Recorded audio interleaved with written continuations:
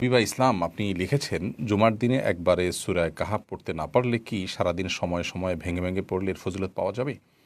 সূরা কাহাফ জুমার দিনে তিলাওয়াত করলে সেটি মানুষের জন্য নূর বা আলোর ভূমিকা রাখবে। আ এর ব্যাখ্যায় অনেকে বলেছেন যে কিয়ামতের দিন সেটি আলোর ভূমিকা রাখবে। অনেকে বলেছেন যে এর মাধ্যমে গোটা সপ্তাহব্যাপী আমরা আ আলো লাভ করব এবং গোটা সপ্তাহ নূরের ভূমিকায় আ অবতীর্ণ হবে এই সূরা। সারা সপ্তাহ আমাদের জন্য আলোকিত করবে গোটা সপ্তাহকে। আরও নানা রকমের ব্যাখ্যা আছে। কিন্তু এ সম্পর্কিত যে হাদিসগুলো আছে বেশিরভাগ হাদিসের সনদই দুর্বল, কিন্তু আমলযোগ্য ফজিলতের ক্ষেত্রে আমল করার মতো পর্যায়ের অনেকগুলো বর্ণনা রয়েছে। তো সূরা কাহাফ পড়ার ফজিলতকে অস্বীকার করার কোনো সুযোগ নেই। এটি আছে, শুক্রবার আমরা পড়ব ইনশাআল্লাহ। কিন্তু সূরা কাহাফ যেহেতু পুরো শুক্রবার বা জুমাবারের মধ্যে আমাদেরকে পড়তে বলা হয়েছে, অতএব আমরা ভেঙে ভেঙে পড়লেও কোনো অসুবিধা হবে না। সন্দেহাতীতভাবে এবাদত এবং নেক আমলের কাজ যত দ্রুত করা যায় ততই ভালো।